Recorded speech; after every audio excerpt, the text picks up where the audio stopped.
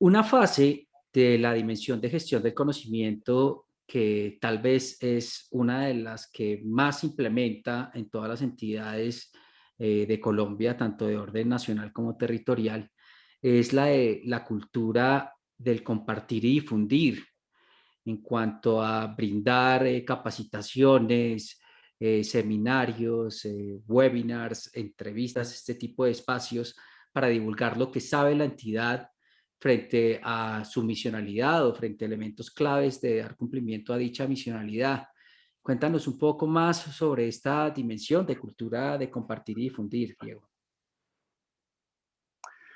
Sí, digamos, el eje de la cultura de compartir y difundir, que pues digamos, obviamente todos estos ejes, uno pensaría que vienen de una manera secuencial, pero la realidad es que todos los ejes tienen una dinámica de, de retroalimentación Interacción. entre ellos mismos, sí, exacto. Entre ellos mismos interactúan y demás.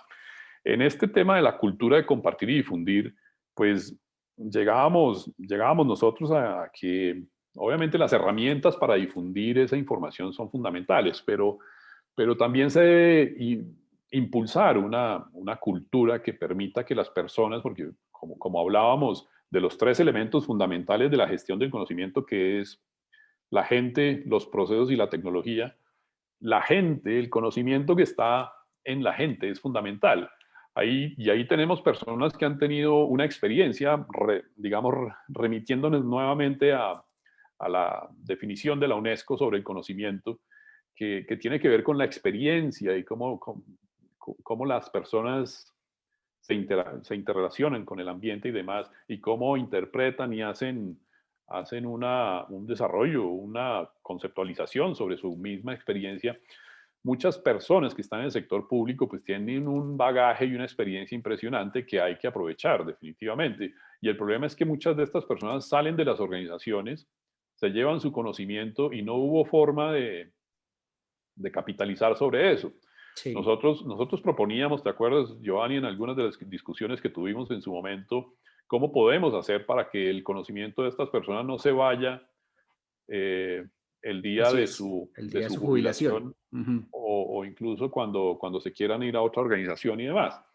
Entre otras porque de alguna manera pues las entidades también invierten en el desarrollo del conocimiento y de esa experiencia que tienen las personas. Claro. Entonces, de cierta manera, pues es un activo que se tiene y que pues hay que aprovechar de la mejor manera posible. Y muchas de estas personas yo pues recuerdo y tengo algunas en el radar, digamos, en esa, particularmente, bueno, no quiero mencionar la entidad, pero recuerdo, pues había uno de nuestros colegas que tenía 30 años de experiencia Ujú. y había pasado por negociaciones tenía una cantidad de conocimiento y, y era como, pues como un libro al que uno siempre se remitía para poder decir, oiga, ¿qué pasó en la negociación hace 10 años o hace 5 años? Para poder determinar cuáles pueden ser los cursos de acción. Y este conocimiento, pues obviamente no lo íbamos a poder tener en un libro, ni había que ver, Sí. que desarrollar mecanismos para poder aprovecharlo. Y empezamos a pensar en nuevos mecanismos para tratar de capturar un poco el conocimiento de las personas en algunos elementos. Eh, y que estas personas pudieran compartir ese conocimiento que tienen. Entonces empezamos a hacer algunas prácticas. Pues obviamente no es solo, digamos, ese conocimiento que tienen las personas, porque ese es uno de los elementos que habíamos identificado. Hay otros elementos que también se identificaron en su momento y hay otras organizaciones, otras entidades públicas que han desarrollado experiencias muy interesantes alrededor de una práctica que alguna otra entidad puede estar tratando de desarrollar. Entonces, ¿por qué no se interconectan esos campos de conocimiento a través de diferentes mecanismos? Ahí hablábamos, por ejemplo, de grupos, de grupos de trabajo, Ujú. hablábamos de comunidades de práctica, Sí. eh, y de hecho, pues en función pública se implementaron muchas de estas comunidades de práctica, como eran los grupos, por ejemplo, de secretarios generales. Entonces se hacía un grupo de secretarios generales para abordar diferentes temas que les preocupan a los secretarios generales en su actividad de administrativa en las entidades. Muchos de los problemas que se encontraban algunos, ya otras personas los habían abordado y tenían mecanismos sistemáticos, digamos, para abordarlos, etcétera. Entonces, ese conocimiento, esos mecanismos de compartir la información digamos, el saber de las personas son fundamentales. Y pues, surgen muchos otros mecanismos. Nosotros teníamos otro que era, Giovanni, si lo recuerdas, cuando las personas se iban a jubilar o a salir de Ujú. de la entidad, pues dejaban un testimonio, Sí, sí, sí, un video. un video, Ujú. donde contaban cuáles habían sido sus mayores retos, sus experiencias, sus aprendizajes y qué legado le podían dejar o qué La recomendación entidad. le podían hacer Ujú. a las personas sí, el legado a la entidad. Ese era uno de los mecanismos. El otro fue uno de los que tratamos de replicar un poco a partir de la experiencia sueca, que se llamaban los FICAS, Lo los FICAS, recuerdo, los ficas, sí. los FICAS de conocimiento. Estos FICAS, pues sencillamente los suecos a partir de un estudio se dieron cuenta que el mayor volumen de compartir conocimiento se daba cuando los servidores se reunían alrededor de un café y a hablar sobre diferentes temas. Se daban cuenta que no necesariamente las personas hablaban de sus hobbies y de sus cosas, sino precisamente de cómo resolver problemas que enfrentaban dentro de la entidad y cómo resolver casos. Y ahí se generaba una dinámica de compartir el conocimiento dentro de los servidores o dentro de los empleados en cada una de estas entidades. Entonces, muchas entidades suecas empezaron a implementar los FICAS del Sí. conocimiento para aprovechar esos espacios que son informales, no es una cosa sistemática ni nada, sino sencillamente instale una cafetera por ahí cerca y no Ujú. necesariamente crea que cuando la gente se para a tomar un café y a compartir un café es porque están sanganeando. Perdiendo el tiempo. Perdiendo el tiempo, todo lo contrario, están aprovechando ese tiempo para discutir y para tratar de encontrar soluciones a diferentes problemas organizacionales de su Sí. trabajo, de su quehacer cotidiano. Eh, Ese era otro de los mecanismos interesantes en esa cultura de compartir y difundir. Y también teníamos otros mecanismos que también aprovechan, digamos, parte de la tecnología y era pues todas estas pantallas donde se comparten diferentes anuncios, prácticas, diferente información de la entidad y empezar a enlazar esos mecanismos de cultura de compartir y difundir con lo que se pueda estar haciendo en el eje de la analítica institucional, por ejemplo. Así es. Las visualizaciones, los análisis, como se dice en inglés, los insights. O ese es, nunca he sido muy buen traductor, desafortunadamente, pero bueno,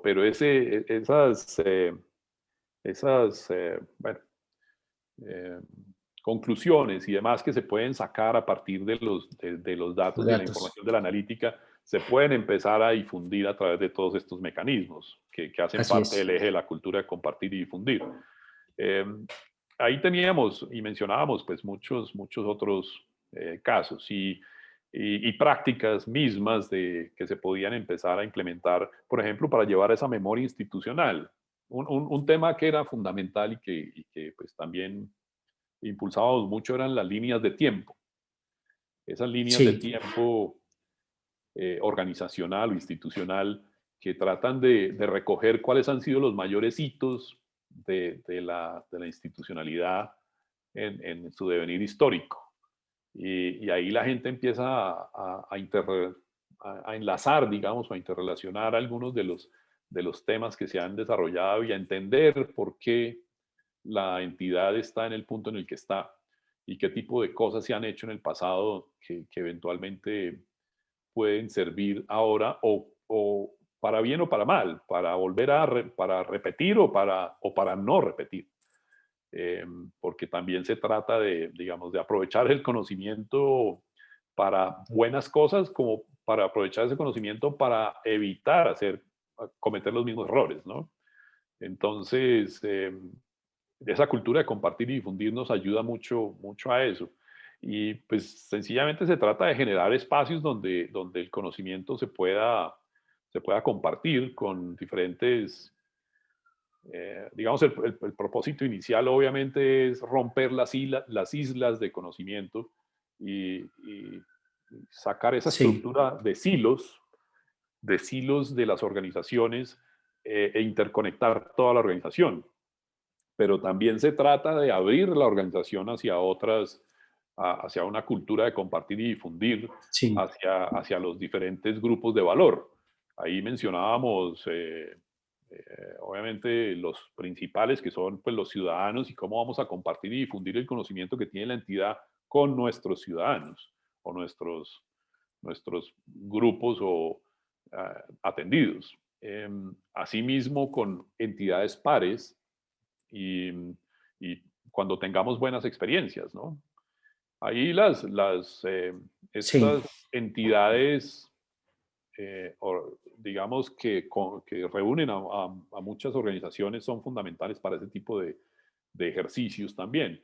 La Federación de Municipios, ujú, eh, pues todas las organizaciones que recogen, por ejemplo, todos los departamentos, o a las diferentes alcaldías, o a las diferentes instituciones prestadoras de salud, bueno, de diferentes entidades y a diferentes grupos, como lo veíamos en función pública en su momento, a diferentes grupos de trabajo sobre temas similares, como el control interno disciplinario, los secretarios generales, los directores o gerentes de recursos humanos, o de directores de empleo público en general, ¿qué otro grupo había? Eh, de esos grupos transversales que desarrollo llamábamos, organizacional, ¿no? tal vez desarrollo organizacional, sí, había Ajá, diferentes grupos de trabajo que reunían a muchas entidades públicas de todos los niveles, incluso sí. nivel nacional y nivel territorial, para que se puedan compartir experiencias pues eso ayuda mucho al fortalecimiento de la gestión pública en general. Sí, a mí uno de los elementos que más rescato de esa experiencia es justamente la posibilidad de enaltecer al servidor público desde su experiencia, esa posibilidad de poder tener la oportunidad de que nos cuente un poco de su historia de vida y a través de eso que nos cuente también la historia de la entidad y de sus dependencias o las dependencias en las cuales estuvo. Eso creo que es un elemento de rescatar en este eje de la gestión del conocimiento sobre la cultura de compartir y difundir. Y por el otro lado, claro, es que este es un espectro muy amplio, está desde conocer lo que mencionaba de un servidor público específico hasta armar elementos tan interesantes como una universidad corporativa en la que una entidad pues está trabajando a través de una estructura ya educativa, módulos, evaluación, análisis de resultados con respecto a cómo los estudiantes de esa misma organización, servidores públicos, adelantan unos conceptos importantes para la misionalidad de dicha entidad, ya que hay un aspecto clave entre todo ese abanico tan amplio, de ese espectro tan amplio, pues está todo ese tema también que mencionábamos en su momento de llevar el conocimiento tácito a lo explícito, ¿no? Que yo creo que es un aspecto ahí muy, muy interesante también para reflexionar, Diego, ese tránsito y cómo a través de esas decisiones pues podemos llevar a esa transición. Sí, definitivamente aquí hay dos elementos y parten, digamos, de temas que son eh, claves en los énfasis que se hacen en las organizaciones sobre los sistemas de gestión del conocimiento. Algunos hacen un énfasis alrededor de toda esa cultura de compartir y difundir. Digamos, centran muchos esfuerzos alrededor de eso y de ahí salen lo que tú mencionabas, como todas estas universidades corporativas y eh, institutos de investigación, de Sí, estudios, etcétera. Ahí tenemos el caso de Copetrol, que tenía un ejercicio muy interesante alrededor de eso. porque se hacía una gestión del conocimiento muy importante en Ecopetrol, alrededor de, digamos, de toda la experiencia que tenían muchos de los operarios de Ecopetrol y cómo podían ellos difundir, compartir y difundir esa experiencia o ese conocimiento que tenían sobre el manejo de los diferentes sistemas de producción y de conducción de petróleo, etc. Recuerda Bueno, Mintic también, ¿te acuerdas de Mintic? Mintic, que tenía también un asesor especial sobre todos esos temas Ujú. eh, para la configuración de la universidad corporativa y el interés que tenía, por ejemplo, el Ministerio de Educación sobre ese tema. Eh, y bueno, obviamente están por ejemplo, el Instituto de Estudios del Ministerio Público, en la parte de todo digamos que hace parte de la Procuraduría, pero en términos generales, pues apoya a todo el Ministerio Público en su fortalecimiento. Así que sí, estos organismos de capacitación y fortalecimiento de habilidades de los servidores, pues también hace parte de esa cultura de compartir y difundir y que es, digamos, muy importante. Es muy importante.